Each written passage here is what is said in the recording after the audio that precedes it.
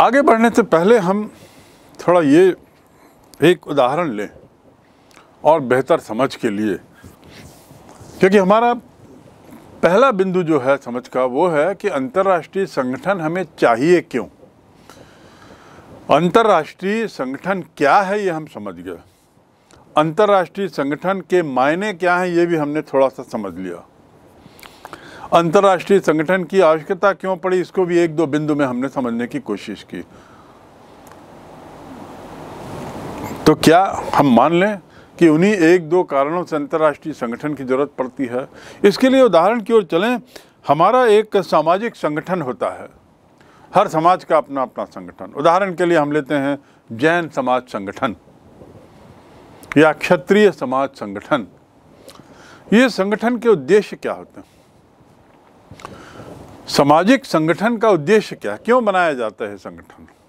सर्वप्रथम, यदि क्षत्रिय समाज संगठन है तो क्षत्रिय समाज संगठन क्षत्रिय हितों, क्षत्रियों के हितों में कार्य करेगा, उनके हितों में ध्यान रख के, उनके हित को ध्यान में रखकर कार्य करेगा।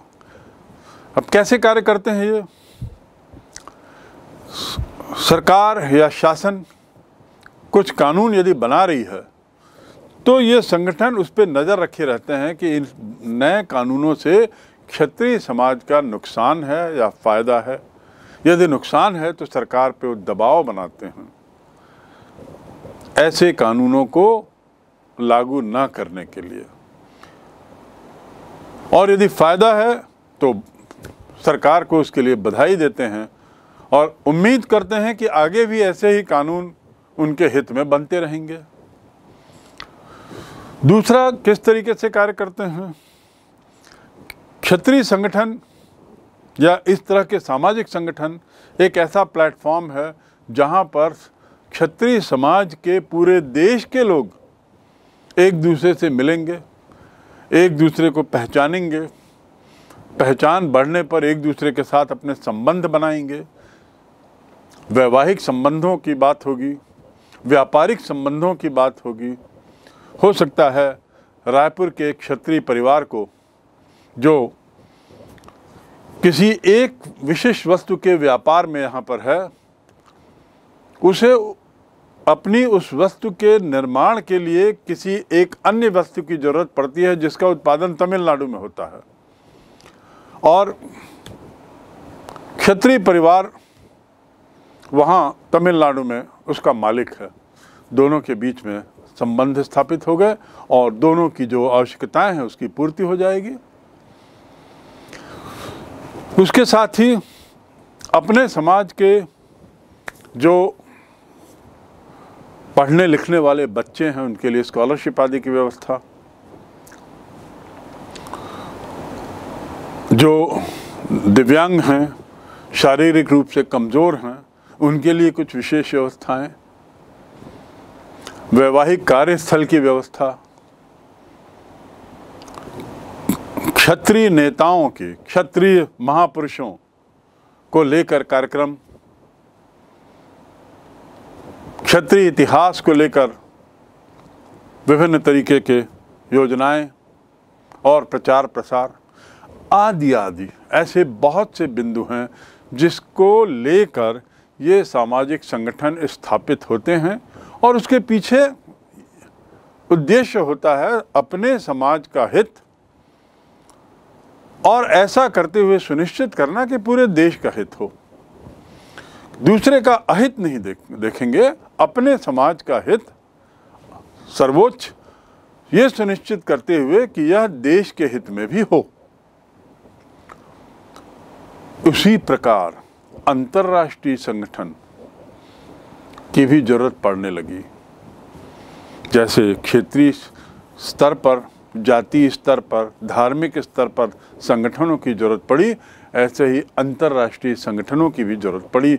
जब विश्व छोटा हो गया, विश्व के सभी देश एक दूसरे पर निर्भर हो गए, व्यापारिक व्यवस्था, आर्थिक व्यवस्था ऐसी हो गई कि सब देश एक दूसरे पर निर्भर हो गए, तो अंतर्राष्ट्रीय संगठनों की आवश्यकता बढ़ती गई।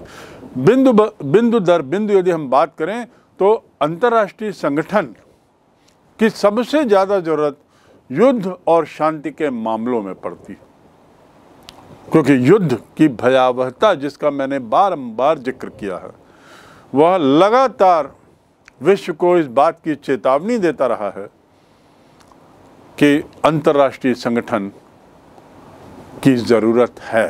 चेतावनी देता रहा है कि एक ऐसे अंतर्राष्ट्रीय संगठन की ज़रूरत है जिसके दांत हों, जो प्रभावशील हो, जो प्रभावशाली हो, लीग ऑफ नेशंस जैसा कमज़ोर ना हो।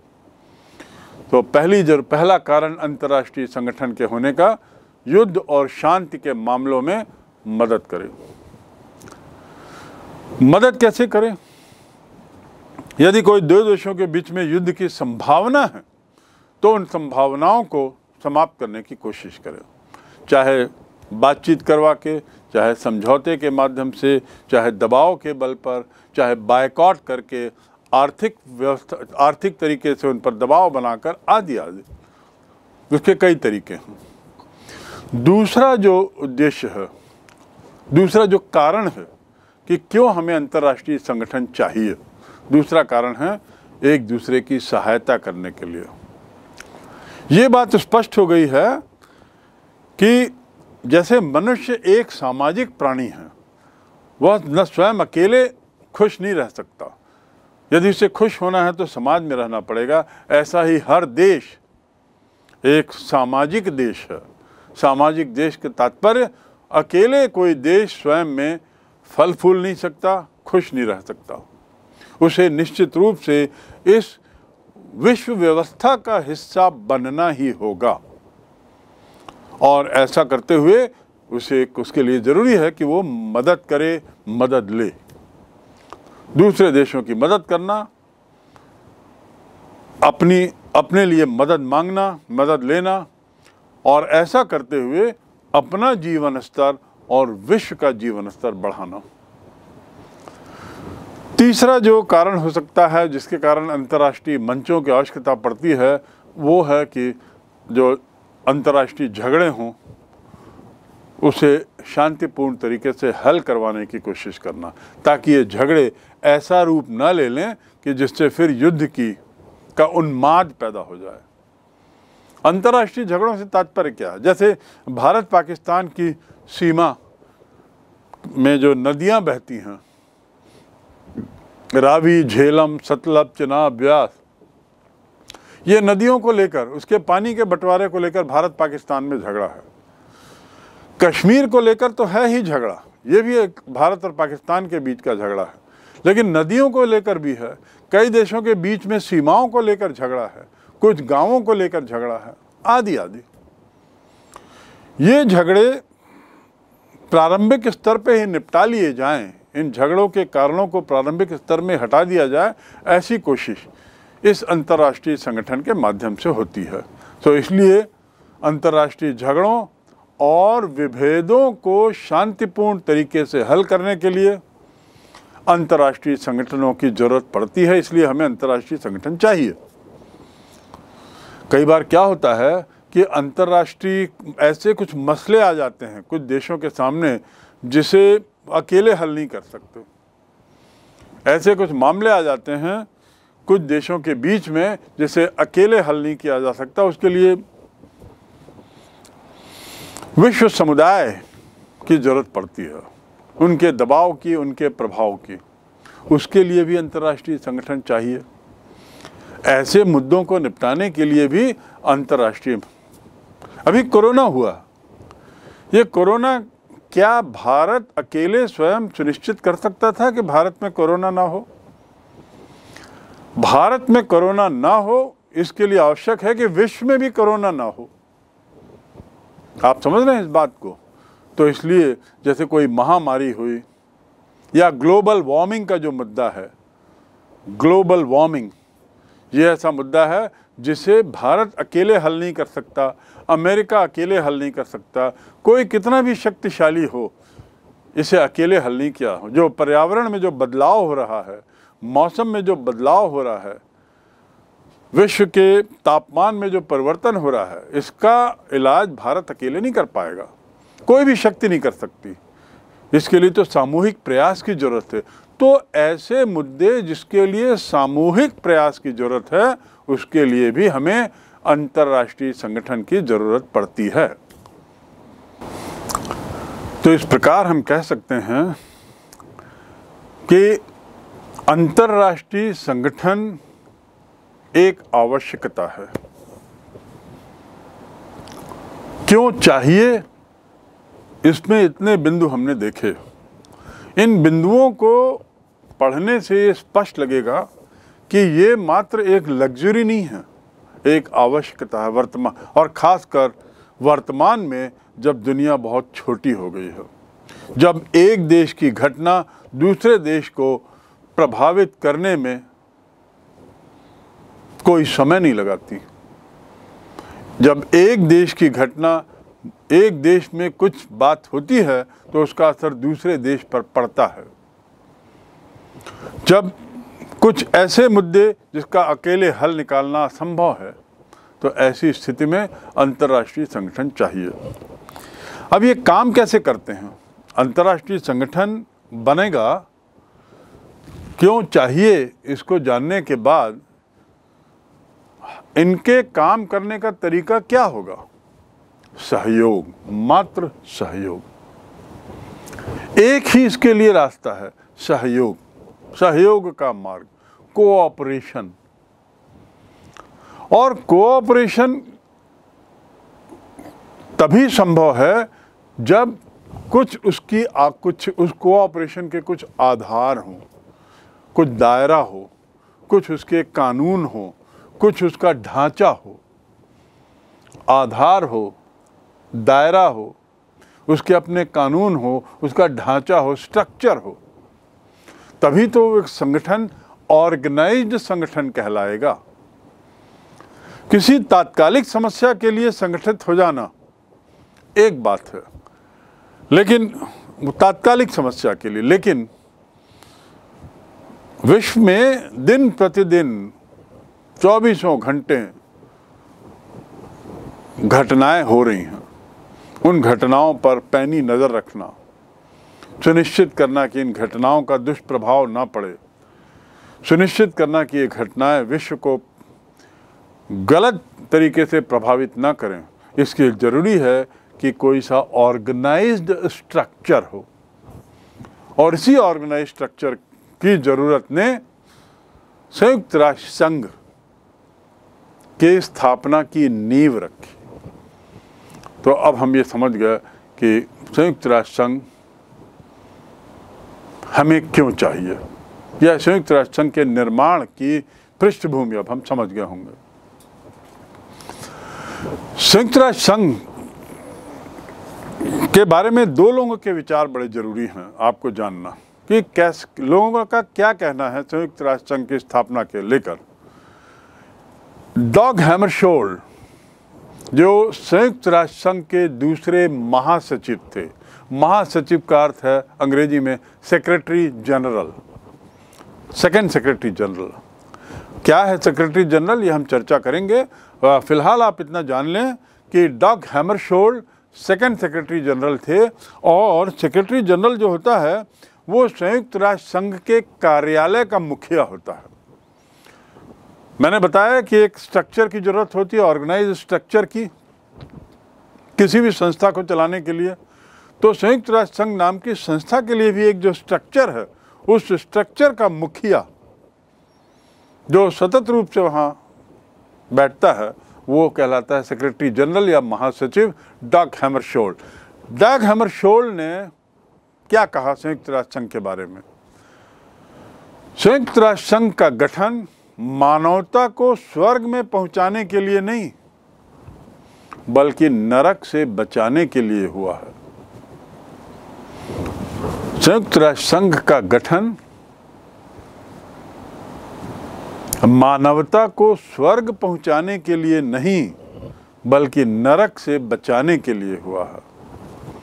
आप सोच सकते हैं कि संयुक्त राष्ट्र संघ की व्युत्पत्ति के पीछे जो लोग जिम्मेदार थे, वो कितनी बड़ी पीड़ा से गुजर रहे थे द्वितीय विश्व युद्ध की भयावहता के कारण। द्वितीय विश्व युद्ध की जो घटनाएं थीं, उन्होंने तत्कालीन समाज को, तत्कालीन नेताओं को, तत्कालीन राष्ट्र नेताओं को इतनी बुरी तरह झकझोर दिया था कि नर्क से बचाने के लिए उन्होंने, कि अगली ऐसी दुर्घटना से बचाने के लिए हमें कुछ करना होगा, और उस कुछ करने का परिणाम संयुक्त राष्ट्र संघ। संयुक्त राष्ट्र संघ की स्थापना स्वर्ग बनाने के लिए नहीं हुई। यानी एक तरीके से हम ये कह सकते हैं कि संयुक्त राष्ट्र संघ की स्थापना के पीछे एक नेगेटिव थॉट उसका आधार बना, नेगेटिव थॉट। चूंकि हमें नर्क नहीं चाहिए, नर्क बनाने से बचना है, इसलिए भाई एक ऐसी संस्था बनाएं जो हमें इन स्थितियों से बचा के रखे। ये बयान स्वयं संयुक्त राष्ट्र संघ के सेक्रेटरी जनरल का है। ऐसी एक दूसरा बयान, और ये बयान, ये स्टेटमेंट भारत के एक बहुत प्रसिद्ध विचारक ने दी है, जो वर्तमान में राजनीतिज्ञ भी हैं और संयुक्त राष्ट्र संघ में कार्य करने का बड़ा लंबा अनुभव रहा है उनका। शशि थरूर, जो संयुक्त राष्ट्र संघ में सार्वजनिक सूचना और संचार के पूर्व अवर सचिव थे। उनका क्या बयान है? बद कही की चौपाल। क्या कहा? बद कही की चौपाल। ठीक कहा आपने। संयुक्त राष्ट्र संघ में खूब बैठकें होती हैं, दनादन भाषण होते हैं, खासकर आम सभा के वार्षिक सत्र में। संयुक्त राष्ट्र संघ की एक आम सभा होती है साल में एक बार, उसकी स्थापना दिवस के आगे पीछे, और स्थापना दिवस जो है उस दिन तो रहती है आम सभा की बैठक, साल में एक बार जरूर होती है, जिसमें दुनिया भर के राज्याध्यक्ष, दुनिया भर के देशों के मुखिया उसमें आते हैं। उस पर, उस घटनाक्रम पर श्री शशि थरूर का ये कमेंट है कि ये तो बद कही की चौपाल है। ठीक कहा आपने। संयुक्त राष्ट्र संघ में खूब बैठकें होती हैं, दनादन भाषण होते हैं, खासकर आम सभा के वार्षिक सत्र में, लेकिन जैसा चर्चिल कहते थे, हथियार लड़ाने से बढ़िया है कि जुबान लड़ाई जाए। हथियार लड़ाने से बढ़िया है कि जुबान लड़ाई जाए। क्या यह बात बेहतर नहीं कि ऐसी एक जगह हो जहां दुनिया के सारे राष्ट्र इकट्ठे हों, सारे राज्याध्यक्ष इकट्ठे हों, और कभी कभार अपनी बातों से एक दूसरे का सिर खाएं, बनिस्बत लड़ाई के मैदान में एक दूसरे का सर कलम करने के। कितना अच्छा बयान है। शशि थरूर संभवतः किसी व्यक्ति के इस वक्तव्य पर प्रतिक्रिया कर रहे थे जिसने कहा होगा कि संयुक्त राष्ट्र संघ में होता क्या है, कुछ भी तो नहीं होता। भाषण होते रहते हैं, साल में बैठकें होती हैं, उन बैठक, भाषण और समायोजन को लेकर बहुत खर्चे होते हैं, दनादन भाषण होते हैं, परिणाम कुछ नहीं निकलता। उस पर इनका कहना है कि कम से कम इन बैठकों में शामिल होकर लोग भले जुबान से लड़ लेते हों, लेकिन ये हथियारों की लड़ाई से बेहतर तो है। क्या ये बेहतर नहीं कि ऐसे सब नेता लोग इकट्ठे हो जाएं, एक दूसरे का सर खाएं भाषणों के माध्यम से, बातचीत के माध्यम से कम शांतिपूर्वक तो बैठे हैं, अब बनिस्बत की लड़ाई के मैदान में एक दूसरे का सर काटें। तो ये दो बयान स्पष्ट रूप से संयुक्त राष्ट्र संघ की अहमियत को सिद्ध करते हैं। डग हैमरशोल्ड और शशि थरूर, ऐसे बहुत से लोगों के बयान हैं। तो आप समझ सकते हैं कि संयुक्त राष्ट्र संघ कितनी अहम अंतर्राष्ट्रीय संस्था है, और जैसा मैं बारंबार कह रहा हूं, वैश्विक संस्था है।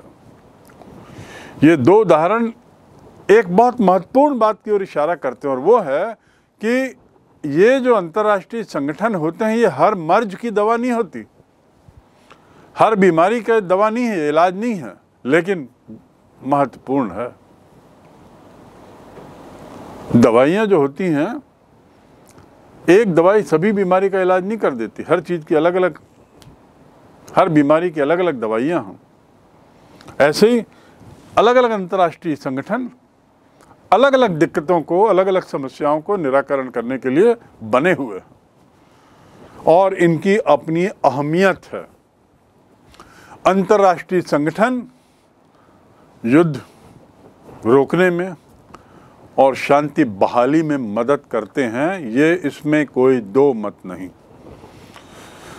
1945 के बाद लगभग 75 वर्ष गुजर गए हैं। इन 75 वर्षों की घटनाओं ने ये बात तो साबित कर दी कि बातचीत के माध्यम से काफ़ी कुछ समस्याएं, संवाद के माध्यम से काफ़ी कुछ समस्याएं हल की जा सकती हैं।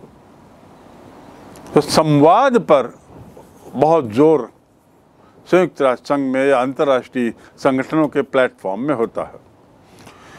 देशों की सहायता करते हैं ताकि बेहतर जीवन भी स्तर भी बने। अफ्रीका जो तुलनात्मक दृष्टि से काफ़ी पिछड़ा हुआ महाद्वीप है, जहाँ देशों की संख्या भी बहुत ज़्यादा है, छोटे छोटे देश हैं, वहाँ की खुशहाली इसलिए आवश्यक नहीं है कि वहाँ के लोग खुश हों। शायद वहाँ की खुशहाली इसलिए और आवश्यक है कि वहाँ की खुशहाली का असर भारत पर पड़ता है, विश्व पर पड़ता है। किसी भी एक देश में होने वाली घटना दूसरे देश को बहुत प्रभावित करती है, इस बात को मैं रेखांकित करना चाह रहा हूँ। और इसीलिए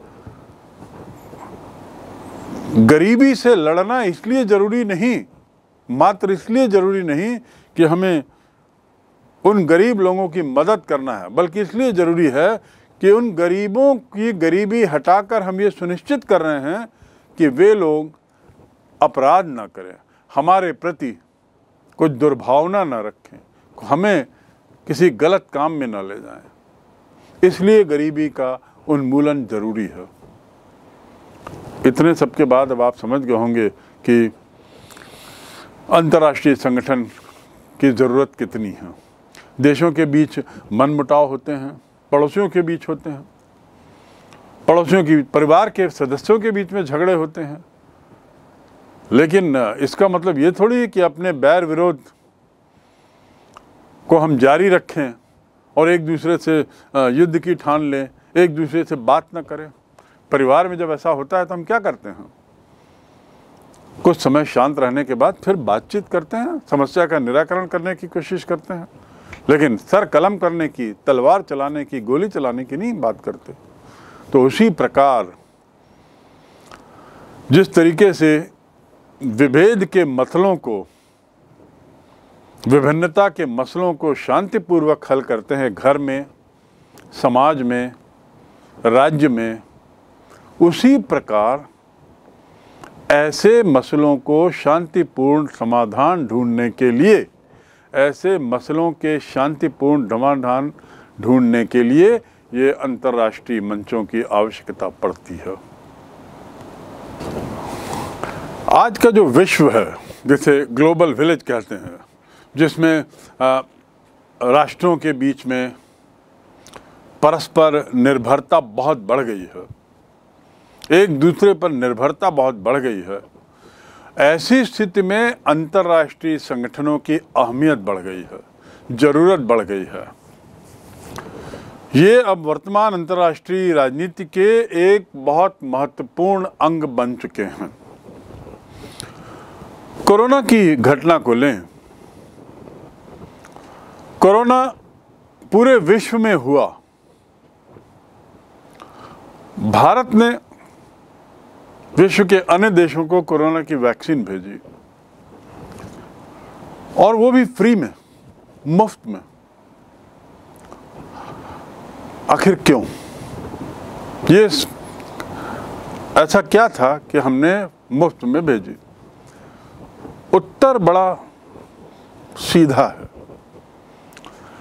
यदि हम वैक्सीन ना भेजें तो दूसरे देशों में जब तक उनकी अपनी वैक्सीन नहीं आएगी तब तक कोरोना होता रहेगा। वहाँ होने वाले कोरोना का असर क्या हमारे देश पे नहीं पड़ेगा? जब तक हमारे यहाँ वैक्सीन के डोज सबको ना लग जाए तब तक दूसरे देश में हुए कोरोना से हम भी प्रभावित होते रहेंगे। तो हमारी सेहत के लिए, हमारे देश के, हमारे समाज के लोगों की सेहत के लिए ये ज़रूरी था कि पूरा विश्व कोरोना वैक्सीनेटेड हो जाए, कोरोना फ्री हो जाए, और इसलिए भारत ने वैक्सीन भेजी। ये सहयोग का एक, अंतर्राष्ट्रीय सहयोग का एक बहुत बड़ा उदाहरण। और ये सहयोग यदि करना है तो उसके लिए एक व्यवस्था बनानी होगी, उसके लिए एक सिस्टम बनाना होगा, उसके लिए कोई एक एजेंसी की ज़रूरत पड़ेगी। तो भारत ने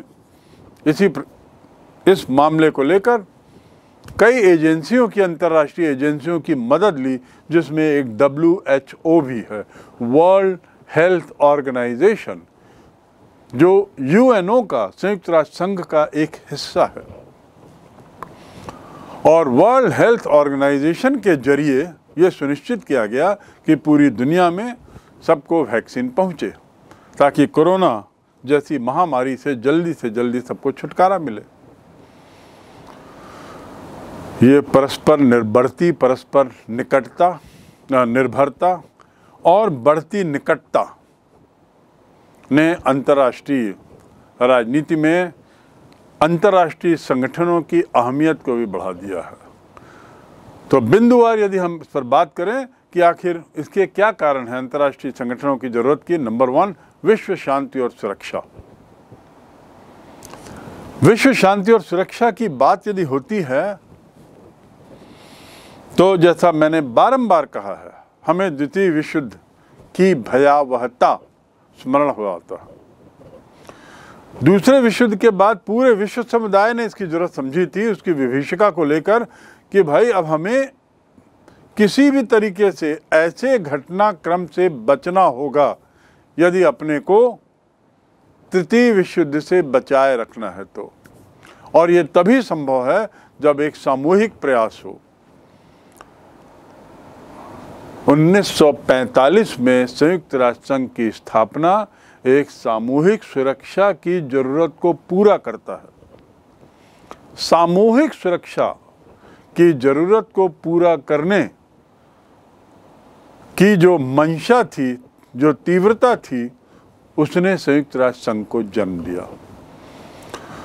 दूसरा कारण, सहयोग बढ़ाने की भावना, वैश्विक सहयोग, विश्व समुदाय में सहयोग, चाहे वो आर्थिक क्षेत्र में हो, चाहे महामारी जैसे स्वास्थ्य के क्षेत्र में हो, चाहे व्यापारिक क्षेत्र में हो, सांस्कृतिक, शैक्षणिक, वैज्ञानिक, इन सभी क्षेत्रों में सहयोग की बढ़ती ज़रूरत को महसूस किया गया। ये महसूस किया गया कि हम अकेले खुश नहीं रह सकते। यदि हमें खुश रहना है तो विश्व को पहले खुश रखना पड़ेगा। विश्व की खुशी में हमारी अपनी खुशी निहित है। कहते हैं ना कि एक परिवार में, एक घर का जो परिवार है, 5 सदस्य होते हैं सामान्यतया। उन 5 सदस्यों में हम सुनिश्चित करते हैं कि सब खुश रहें, क्योंकि उनमें से एक यदि खुश नहीं है तो क्या परिवार के बाकी सदस्य खुश रहेंगे? क्या उस परिवार का माहौल खुशनुमा रहेगा? नहीं।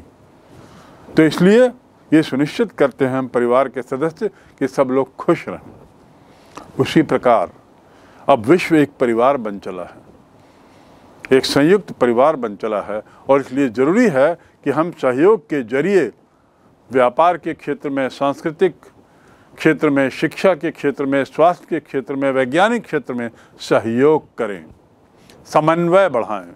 और इसलिए सहयोग और समन्वय के लिए ज़रूरत है कि एक अंतर्राष्ट्रीय संगठन हो। विश्व स्वास्थ्य संगठन, जिसका मैंने अभी जिक्र किया, WHO, वर्ल्ड हेल्थ ऑर्गेनाइजेशन, ऐसे ही शिक्षा के क्षेत्र में यूनेस्को, UNESCO, यूनेस्को,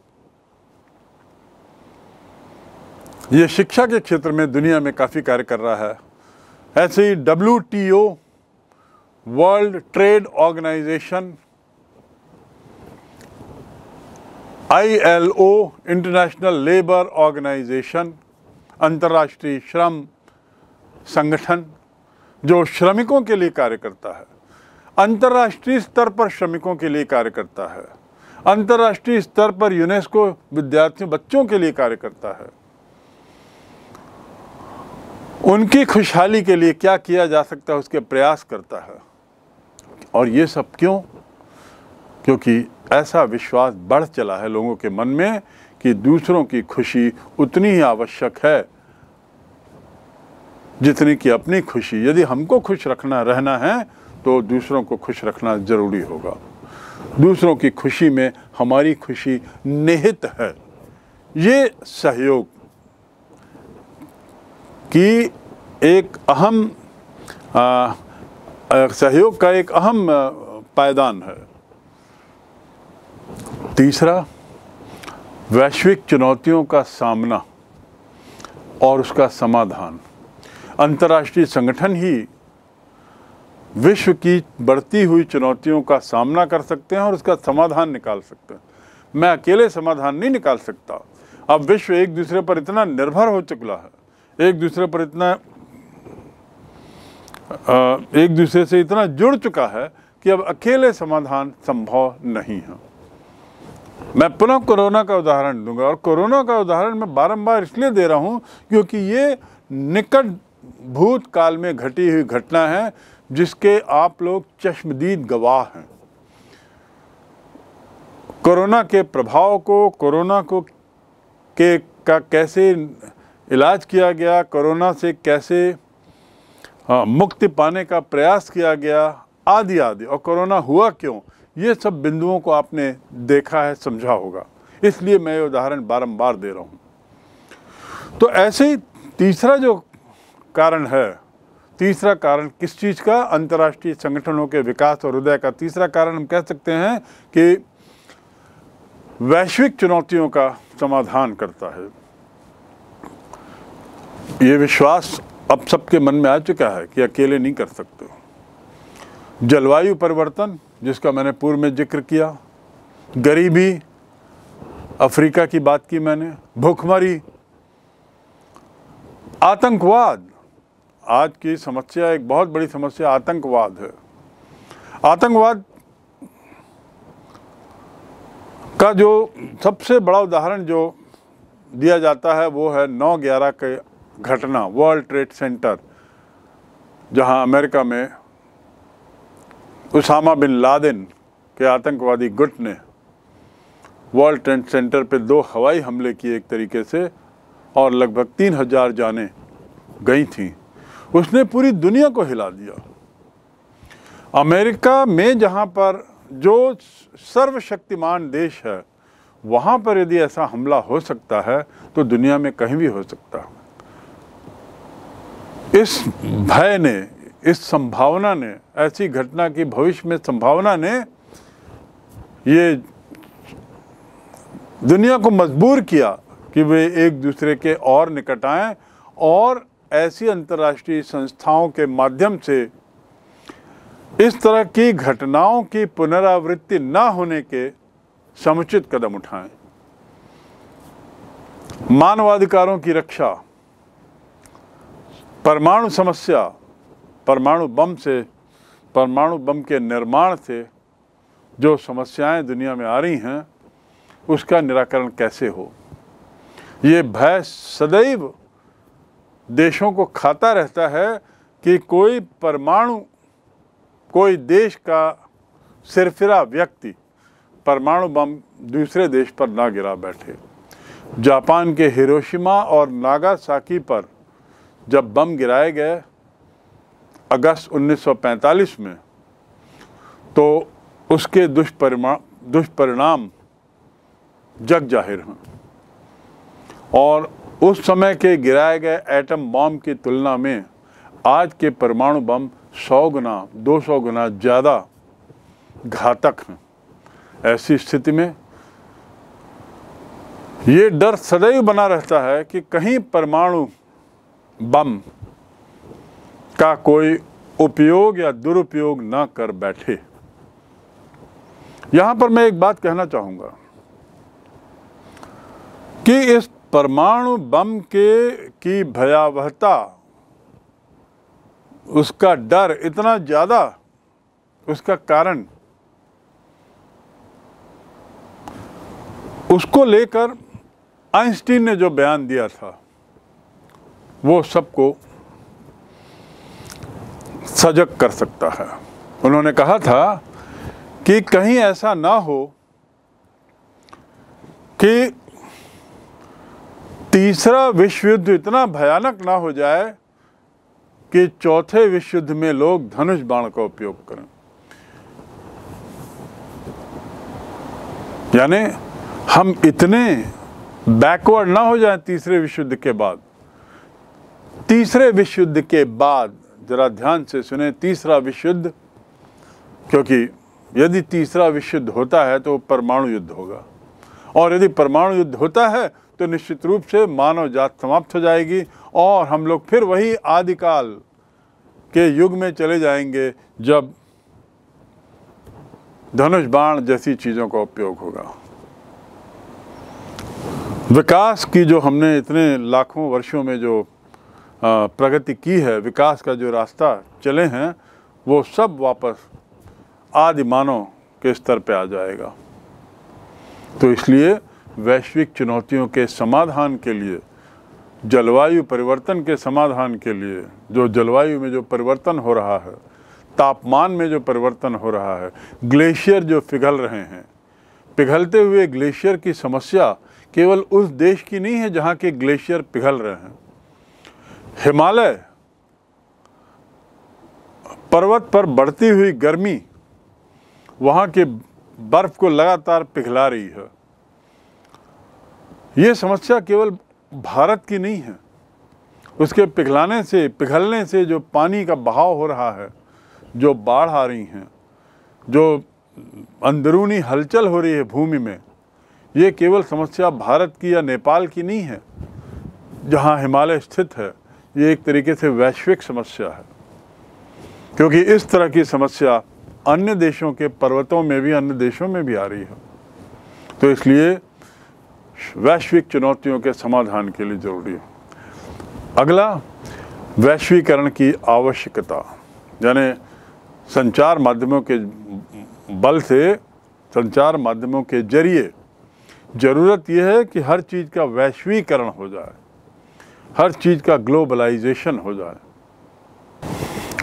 इस वैश्वीकरण की बढ़ती आवश्यकता के संबंध में यही एक बात आपके लिए काफ़ी है कि मैक्लुहान ने जिसे बहुत पहले कहा था, मैक्लुहान, कि दुनिया एक वैश्विक गांव बन चुका है और वैश्विक गांव बनने से एक दूसरे पर निर्भरता बढ़ी है। आदान प्रदानों की, विचारों के आदान प्रदान की तीव्रता, संचार माध्यमों से साधनों के आदान प्रदान की तीव्रता, इस तीव्रता ने हमारी निर्भरता को भी बढ़ाया है, दूसरों पर निर्भरता। और इस प्रकार ये जो लेन देन विचारों का, सामानों का, ये लेन देन विवश करता है कि पर्याप्त अंतर्राष्ट्रीय संगठन हो जो इन विभिन्न मुद्दों की समुचित व्यवस्था को सुनिश्चित कर सकें। अंतिम कारण जिसके बारे में मैं बारंबार प्रारंभ में कह रहा हूं, वो है छोटे और गरीब राष्ट्रों की हितों की रक्षा। जब इसमें एक बिंदु मैं कहना चाहूँगा कि दुनिया अब एक ध्रुवी हो चली है, और ये एक ध्रुवी और द्विध्रुवी क्या है इसका जिक्र पूर्व में किया जा चुका है, पूर्व के अध्यायों में। तो जिस एक ध्रुवी व्यवस्था में ये पूरी संभावना है कि सर्वशक्तिशाली देश के द्वारा अपनी ताकत का दुरुपयोग किया जाए, और ऐसा करते हुए गरीब देश, निर्धन देश, छोटे देश के हितों का ध्यान न रखा जाए। जब द्विध्रुवी व्यवस्था थी 1990 के पहले, जब सोवियत संघ और अमेरिका दो ध्रुवी देश थे, दो ध्रुवी ताकतें थी, दो महाशक्तियां थीं, तो एक तरीके से संतुलन बना हुआ था। संतुलन का तात्पर्य आप समझ गए होंगे पहले के अध्यायों में। ये संतुलन बने होने से ये सुनिश्चित था, या कम से कम काफ़ी कुछ संभावना थी कि ऐसे कमज़ोर देशों के हितों पर कोई हमला ना करे, उसका कोई दुरुपयोग ना करे। लेकिन अब तो सोवियत संघ का विघटन हो चुका है 1990 के बाद, और अब दुनिया एक ध्रुवी हो चली है जहां अमेरिका का वर्चस्व है। और अमेरिकन वर्चस्व का अध्ययन हम काफ़ी विस्तार से कर चुके हैं। ऐसे में संभावना बढ़ जाती है कि ये गरीब निर्धन छोटे देशों, विशेषकर अफ्रीका और एशिया में, जहां ऐसे देशों की प्रचुरता है, बहुलता है, इनके साथ किसी तरीके का शोषण ना हो। अमेरिका ने एक महाशक्ति के रूप में, आप तो देख ही चुके हैं कि उन अध्यायों में पढ़ चुके हैं कि एक महाशक्ति के रूप में अमेरिका ने कैसे इराक के साथ व्यवहार किया, कैसे लीबिया के साथ व्यवहार किया, कैसे अफ़गानिस्तान के अंदरूनी मामले में हस्तक्षेप किया, और फिर जब इच्छा हुई तो अफ़गानिस्तान छोड़ के चला भी गया। ऐसा करते हुए ये महाशक्ति उस देश की अखंडता, छोटे देशों की संप्रभुता, इसमें एक राह का रोड़ा बनती है। और ये भय सतत रूप से सताते रहता है आज एक ध्रुवी विश्व में कि कहीं ये महाशक्ति अपना राजनीतिक खेल इन देशों में तो नहीं खेल रही है। और सच्चाई तो ये है कि वास्तव में इराक, लीबिया, अफ़गानिस्तान, उसके साथ ही जो अन्य कुछ देशों में अमेरिका ने अपनी ताकत का दुरुपयोग किया है, मनमाने ढंग से हस्तक्षेप किया है, अकारण ही उन पर कब्जा किया है। इसकी बढ़ती संभावना को रोकने के लिए भी अंतर्राष्ट्रीय मंच की आवश्यकता है। विश्व की शांति, ऐसी जो घटनाएं हुई हैं इराक में, लीबिया में, अफ़गानिस्तान में, ये विश्व शांति के लिए खतरा बन जाती हैं। आज अफ़गानिस्तान आतंकवाद का एक बहुत बड़ा अड्डा बन चुका है। हमारा पड़ोसी राष्ट्र पाकिस्तान आतंकवादी गतिविधियों को बहुत प्रश्रय देते रहता है। ऐसी स्थिति में भारत अकेला इस आतंकवाद से नहीं लड़ सकता। तो अंतर्राष्ट्रीय मंच ऐसे समय में बहुत बड़ी भूमिका निभा सकते हैं, और निभाते ही नहीं हैं बल्कि आने वाले दिनों में इन संगठनों को और मजबूत बनाने की आवश्यकता है। इनको और ऐसे अधिकारों को देने की आवश्यकता है जिससे कि ये समुचित सक्षम कार्रवाई कर सकें। गरीब राष्ट्रों के आर्थिक हितों की रक्षा करना, ये सुनिश्चित करना कि गरीब देश गरीब ही होते ना चले जाएं, क्योंकि इसमें कोई दो मत नहीं कि अमीर अमीर होते जाता है और गरीब गरीब होते जाता है। तो ऐसी स्थिति में क्या गरीब देश और गरीब होते चले जाएंगे?